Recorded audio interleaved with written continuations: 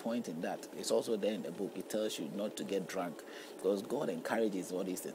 Even the gas in the belly, the stomach, the gastric state of the stomach helps in the digestion. You know, the acidic state of the belly. If you take a bit of alcohol and all that, it helps in digestion. The water mixing and all, it gives you the very good state to break down, you know, the catalyst down to be able to sort of have the food digested well in the belly. There's nothing wrong with alcohol. Jesus himself drank alcohol himself. He didn't get drunk, but he drank alcohol. The wine that he made for them during the party, the wedding, his first sign that he did, it was alcohol there.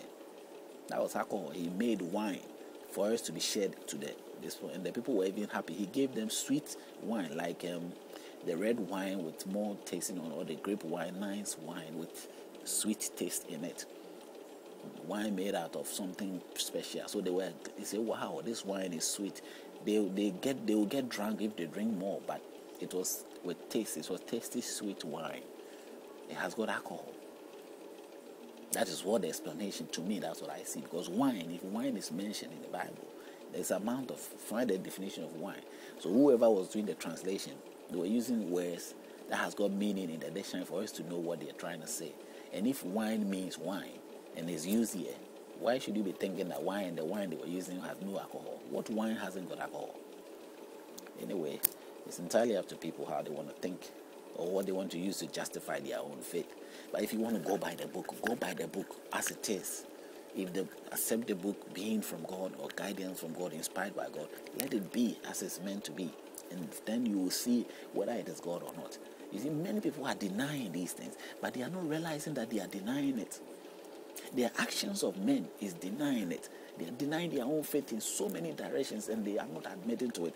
And as they do that, they keep themselves in the bondage of evil. The evil has got you there. Because look, he's not very confident about standing out for what he's denying. And he wants to use the book to justify it. Most of these great men, they claim to be great. And in their own madness, they find themselves being controlled by the same very evil that they are accused of being the devil. Because if the devil has inspired and invented this book to encourage whatever intentions he's got, then you can imagine that he has got you in his web. He has got you right there in his web, and he will maneuver you and control you, bless you, give you all that you have to get, and the signs will be showing that you are, being guided by God, and it has nothing to do with God. It has nothing to do with Almighty God in any way. So far, I've seen God so much, isolated from all this nonsense. But others see it differently, I'm afraid. I'm afraid people do see it differently. So as we see here,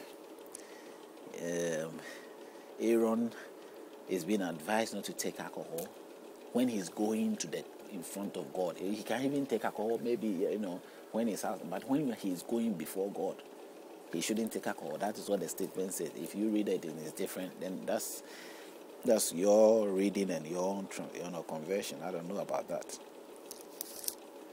In 11, he says, clean and unclean animals. This is the part that I want you to also listen carefully. That now the Lord spoke to Moses and Aaron, saying to them, speak to the children of Israel about unclean animals. And Israel saying, these are the animals which you may eat among all the animals that are on the earth. Among the animals, whatever divides the hoof, having cloven hoofs and chewing the cord, that you may eat.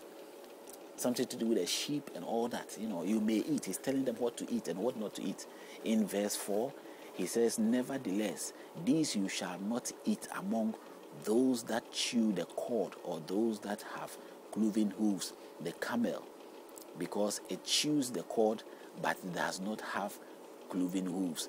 Cloven hooves is unclean to you. The camel is not good, but I'm sure today people eat the camel. It's a chief meat right now. I'm sure people eat it. What people don't eat these days? Maybe they are not Jews. Yeah, so the Jews don't eat it. Maybe the rest of Christians. Some Christians. We'll get to there. Some Christians even probably eat the camel. They eat a lot of things. It says it's unclean here. The Jews, Jesus himself, who would then say that it's not what you are eating, you are taking inside, that would defile you. But he says what comes out of you, that will defile you. So in some sense, he's telling you that eat food, it's fine, there's nothing. So the camel, he would have advised you to eat a camel. I don't think so necessarily. There's a reason that was given why he says it's not clean. They don't have hooves on them, so it's unclean. So God himself would say that now you eat it because they are clean now. They've got hooves on them. The camel is still the same. The reason that he gave here, that makes that we shouldn't eat the camel. The reason is that he says, among those who chew the cools, the camel, they don't have what? Hooves. The camel, because it chews the cord, but does not have cloven hooves. He chews the cord, but he also eats the grass and everything. But he doesn't have what? Cloven hooves.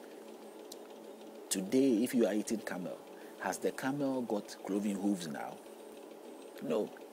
So what makes it clean? Because Jesus Christ has made it clean. No. The cleanliness of that animal, the uncleanliness of the animal was cloven hooves. So if Jesus Christ even have risen up and all those things are gone, are you saying now that the camel has got cloven hooves and now it is clean? The only uncleanliness of the camel was stressed and openly said there. It's about the clothes, the woven to it that was on, and he hasn't got it still. So there's nothing that will cause the camel to be clean now. Anyway, now if we go to 5, he says the rock Herex, because it chews the cord but does not have cloven hooves. It also does not have cloven hooves, so it's unclean. The hare, because it chews the cord but does not have cloven hooves, is also unclean. And the swine, the swine, the pig, the pig, which is the chief meat here in Britain. The pig is enjoyable. I like the pig myself. I eat a lot of the pig. It's a very good meat. It tastes good. It's a very good meat, and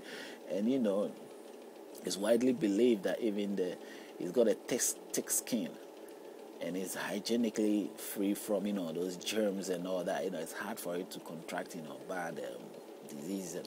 It's a very good meat. Man, look at me in the reading of the Bible and all that. According to all these things, it's very wrong. I mean, the Muslims don't want the pig at all. But they eat at that. I'm sure some of them, they eat the camel. But to them, in their own book, so they have to invent their own book. That is their excuse. They will not follow. I'm not sure they have the commandment that Moses was given here in the Bible. They will choose. They have a different book. The Quran is not the same. The Quran will not have these things. Because if the Quran have this, there is a problem. The Quran clearly will speak about the swine, just as it's talk about it, but not the camel. So you can't use this to sort of condemn about the other things you can get. So we always pull it out, don't worry. But right here, it says here that the swine in 7, verse 7 of Leviticus 11. He says the pig. Let me use the pig. He says the swine, but the pig. I want to say the pig to make it easy for you because you know pig rather than swine. It says, though it divides the hoof, having the cloven hooves, yet does not chew the cord, is unclean to you. It does not chew the cord. Whatever the cord is, it says what? Having cloven hooves, yet does not chew the cord, is unclean to you. That is the pig. He rather doesn't eat the cord, so he is also unclean because he hasn't eaten the cord. Whatever those cord are. Now let me see what the true definition of the cord.